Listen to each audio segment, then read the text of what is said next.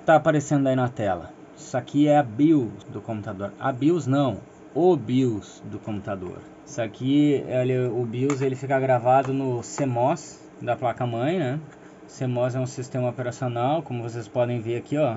CMOS Setup Utility, utilitário de configuração do CMOS, tá? Então, vou mostrar para vocês como configurar o BIOS. Eu vou configurar o BIOS desse computador aqui, desde o zero, mostrando para vocês, tá? Esse computador é um vídeo que eu fiz há um tempo atrás, que a fonte estava com defeito e o computador ligava sozinho. Aí depois que eu troquei a fonte, tive que carregar as configurações do BIOS. Então vamos lá, a primeira coisa que eu vou arrumar aqui é a data e a hora. Então a gente está no mês de novembro, aí eu ponho a seta para o lado, para arrumar aqui é mais e menos, tá? Ó, menos, mais, menos, tá? Então hoje é dia 6 de novembro, aí eu ponho para a direita, na seta do teclado, o mouse não funciona aqui. Botar 2021, tudo no mais, ó, 2021, deu. Agora eu quero passar para a hora, então aperto Enter, deu. Ele salvou, viu? Quando eu apertei Enter ele voltou pro novembro, quer dizer que ele salvou. Agora eu vou botar a hora, agora são 15 horas e aperto Enter, né? 15 horas e 34 minutos. Então vamos lá. Agora aqui são os HDs e SSD, ó. Esse aqui é o SSD, esse é o HD, drive de CD e DVD, ok, tudo certinho. 4 GB de memória, beleza. Agora eu aperto S, tá? Aqui eu tava nessa aqui, ó, nessa parte aqui, ó, Mainboard Intelligence Tweaker. Então aqui eu não mexo em nada, aqui é se vocês quiserem fazer overclock, tá? Vocês podem fazer overclock do processador, tá? Vocês podem fazer overclock da memória, aqui onde vocês vão mexer no clock do chip, aqui no processador, aqui na memória, tá? Mas eu não recomendo vocês fazerem upgrade. É mais nessa máquina, que é uma máquina... Upgrade não, overclock. Upgrade eu sempre recomendo fazer. Agora eu vou na opção Advanced BIOS Features e vão ver aqui, ó, Hard Disk Boot Priority. Aqui é que vocês vão escolher a ordem de boot quando vocês tiverem mais de um HD. Então aqui o SSD está em primeiro lugar, beleza. Se eu quiser mudar isso, vamos supor que eu quisesse pegar esse aqui e botar em primeiro. Então vou selecionar ele, né, apertando seta para cima e para baixo.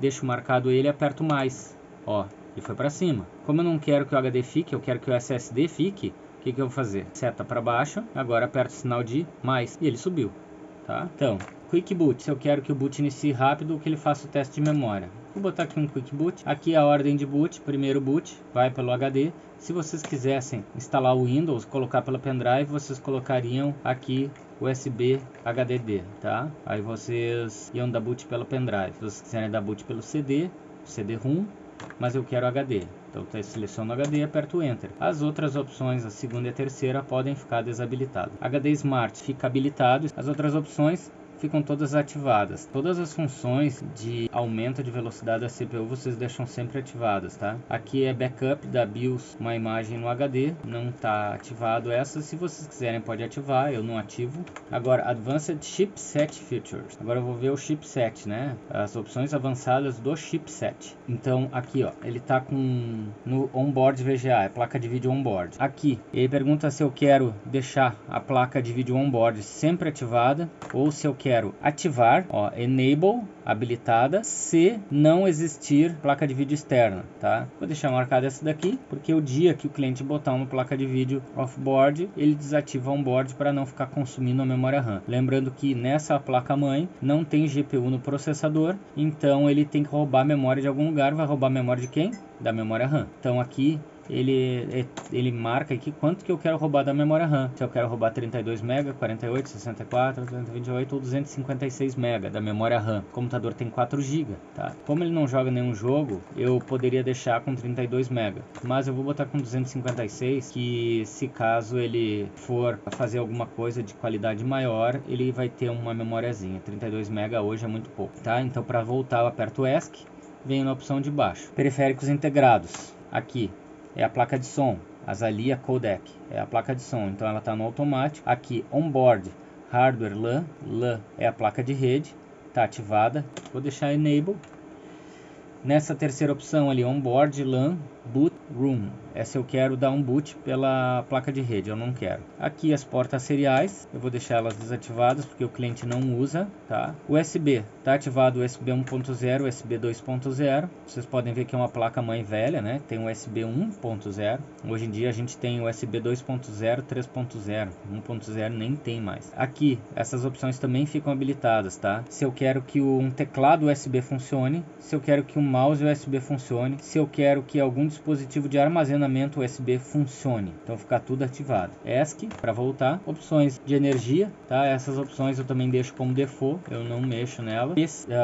PNP, PCI, Plug and Play, PCI Plug and Play. Então aqui está em automático, tá? Tudo que eu espetar na placa-mãe ele vai reconhecer como Plug and Play, tá? Plug and Play é Connect e Funcione. E agora eu vou vir nessa opção bem de cima aqui, que é aquela opção que eu ativei antes de cuidar da temperatura do processador. PC Health Status, é a saúde do computador. Aperto Enter, então ele já me dá aqui uma visualização assim de como está a temperatura e a tensão da placa-mãe. O V-Core está em 1.204, DDR está em 1.536, o 3.3 volts da placa-mãe, a tensão primária, né, de 3.3 volts, ela está dando nesse momento 3.29, o 12 volts está dando 2.36, 2.30, aqui a temperatura do processador, 29 graus, está excelente, porque eu fiz uma limpeza nesse computador, né, que ele estava em 58 graus, a velocidade do fan do processador, então é corrente, PID, fan CPU, é a velocidade corrente, velocidade corriqueira aí,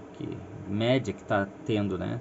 924 rotações por minuto, RPM é rotações por minuto. Então esse aqui é a velocidade do fan do sistema. Se vocês têm um ventilador no gabinete, aí ele marca, aqui está marcando 0 porque esse computador não tem ventilador no gabinete, tá? Aqui, tá, mas essa parte aqui, só terminando, essa parte aqui é só para vocês monitorarem o superaquecimento, tá? Aqui, ó, CPU Warning Temperature, sei lá como é que se fala temperatura,